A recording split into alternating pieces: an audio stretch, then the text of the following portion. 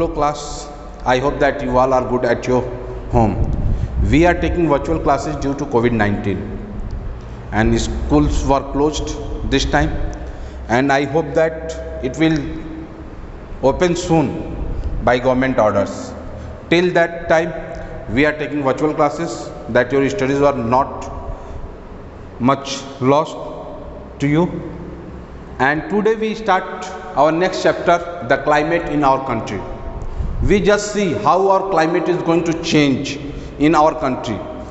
There are some regions by which climate is going to change. There are 4 main seasons in our country. So today we take a look about that. Climatically the year is divided into the following 4 seasons in India. India में climate को 4 seasons में divide किया गया है. And first is the hot weather season, that is known as summer.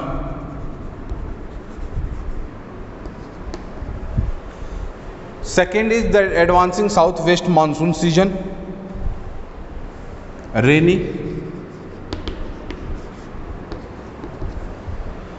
Third is the retreating south west monsoon season, October to November, that is retreating monsoon. And fourth is the cold weather or winter. These are the 4 main regions which are in India. The first, the hot weather season. जो hot weather season है, March to May in south India. South India में ये March, April, May and up to June in the north India. और north India में ये मई से बढ़ के जून तक हो जाता है.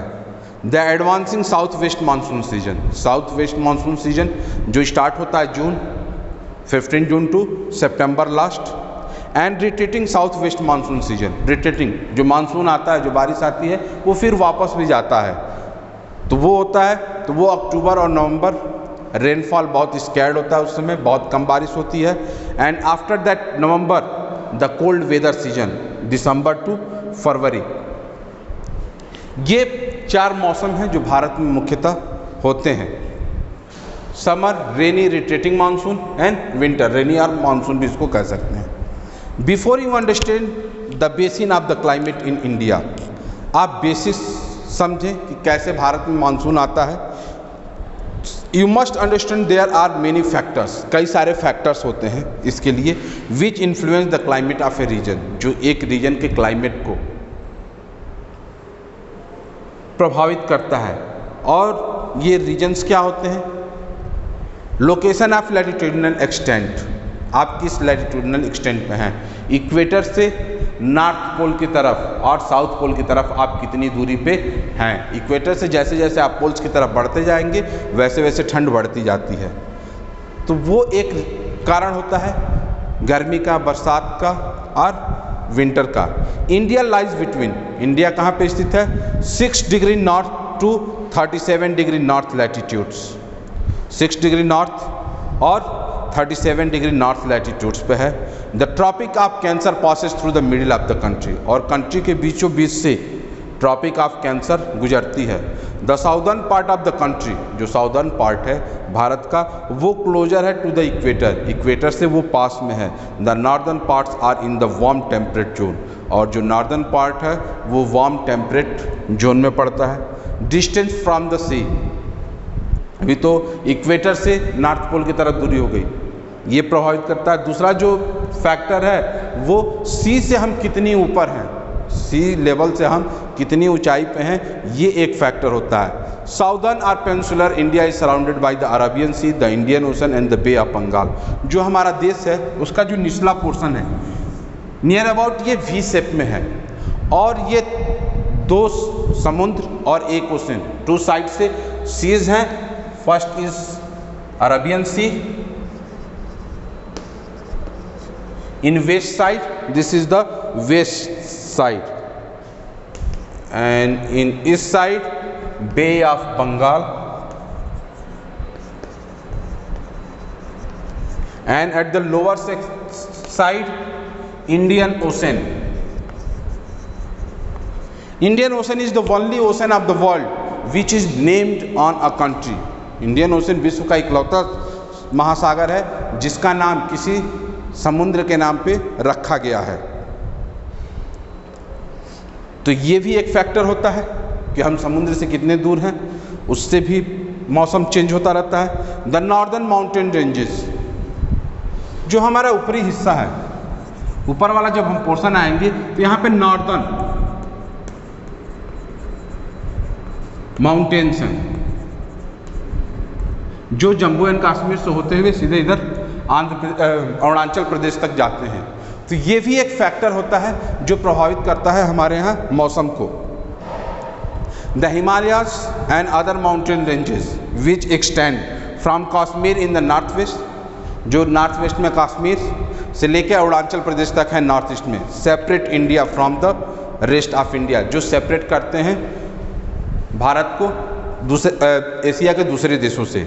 These ranges protect India in many ways, और ये जो पहाड़ हैं, जो रेंजेस हैं, ये भारत को कई तरीके से बचाते हैं। One of them is that, और इनमें से एक जो है वो प्रोटेक्ट करता है us from the bitterly cold, बहुत ज़्यादा ठंडी हवाओं से, and dry winds of central Asia. तो जो माउंटेन रेंजेस है ये भारत को दूसरे देशों से काटती हैं। This ranges protect India in many ways, और ये भारत को कई तरीके से बचाती है। One of them is that this protect us, और उनमें से एक है कि ये हमें बचाती है from the bitterly cold and the dry winds of central Asia, central Asia से जो ठंडी हवाएं आती हैं और सूखी हवाएं आती हैं उनसे बचाती हैं। ड्यूरिंग द विंटर सीजन में they also do not allow the monsoon to cross over the Central Asia, और जो मानसून एयर हमारे समुद्रों से निकलते हैं उनको भी ये क्रॉस होने नहीं देती है, सेंट्रल इंडिया में नहीं जाने देते हैं, जिससे हमारे यहाँ मानसून बहुत अच्छी होती है।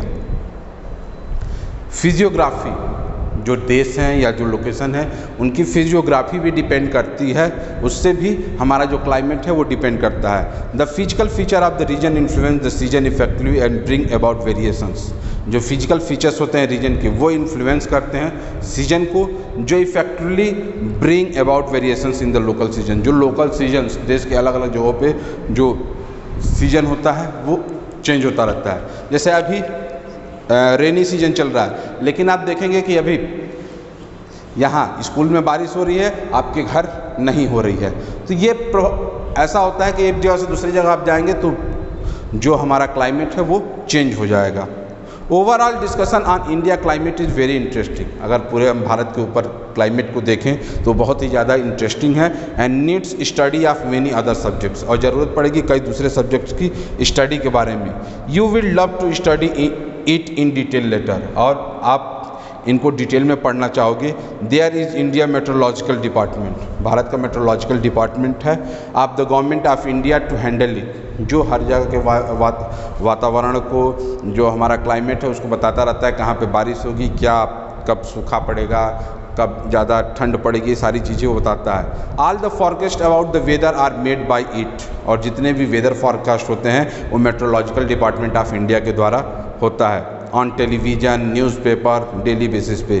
These are very important for agriculture, और जो ये भविष्यवाणियाँ हैं मौसम के बारे में ये हमारे एग्रीकल्चर के लिए भी बहुत महत्वपूर्ण होता है। Navy, aviation and many other human activities, navy के लिए भी, एविएशन के लिए भी और दूसरी ह्यूमन एक्टिविटीज़ के लिए भी ये महत्वपूर्ण होता है। Let us discuss various seasons briefly, जो सीजन्स हैं उनको हम अब डिस्कस करते हैं कि what are the hot weather season, जो हॉट वेदर सीजन है। The sun moves from equator towards the Tropic of Cancer, जो सन है मूव करता है इक्वेटर से ट्रॉपिक ऑफ कैंसर की तरफ। इन द हॉटेस्ट मंथ, जो गर्म महीने होते हैं, जो बेसिकली मार्च, अप्रैल, मई होता है। द टेम्परेचर में क्रॉस, और टेम्परेचर उस समय अप्रॉक्स 45 डिग्री सेल्सियस के आसपास चला जाता है। In some parts of the country, Bharat के कुछ हिस्सों में।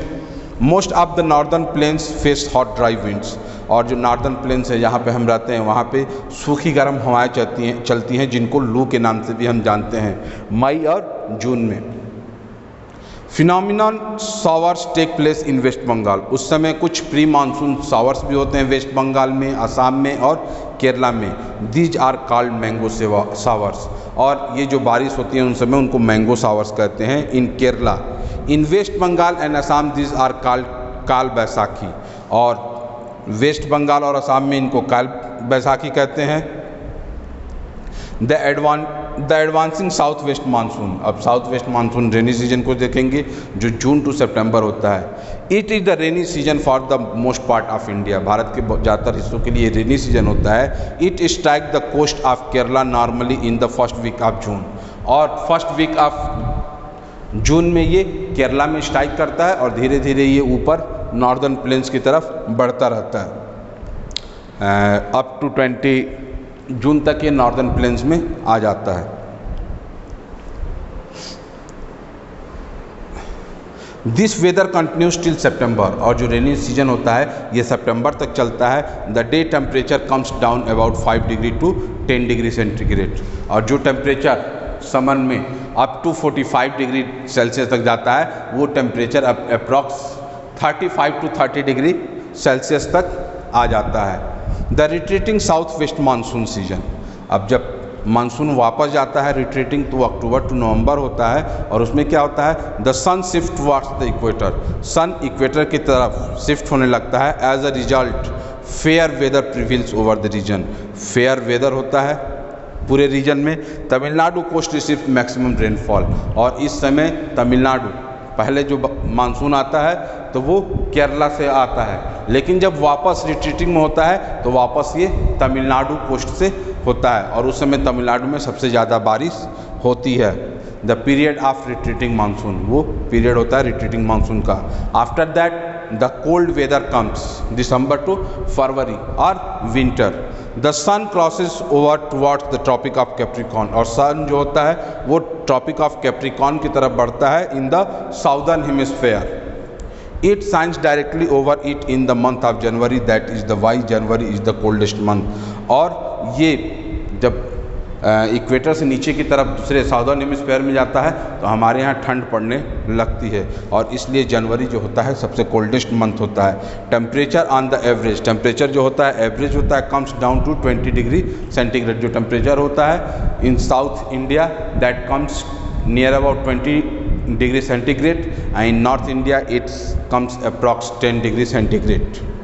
Gradually increases as one of moves from the north to south, और जैसे जैसे हम नॉर्थ साउथ की तरफ बढ़ेंगे टेम्परेचर जो होगा वो इंक्रीज करेगा। There is some rain in the Coromandel coast, Coromandel coast में कुछ बारिश भी होती है, जो समुद्र के किनारे कुछ जगह हैं वहाँ पे बारिश भी होती है इस समय।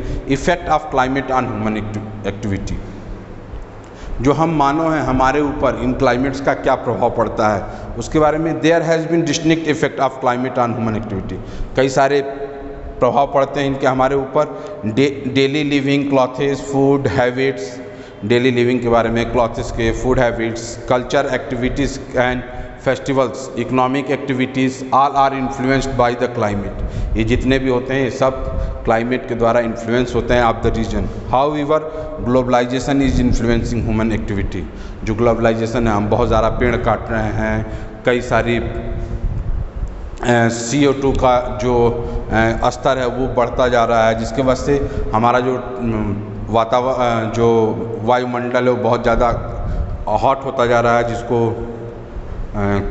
इन्फ्लुएंस कर रहा है हमारे द्वारा ही। ये जो हमारा वातावरण है ये बहुत ज़्यादा गर्म हो रहा है, इसलिए कहा जा रहा है कि हम बहुत ज़्यादा पेड़ लगाएं ताकि CO2 कम जाए। CO2 जब गर्म हो जाती है तो वो कोल्ड नहीं होती है।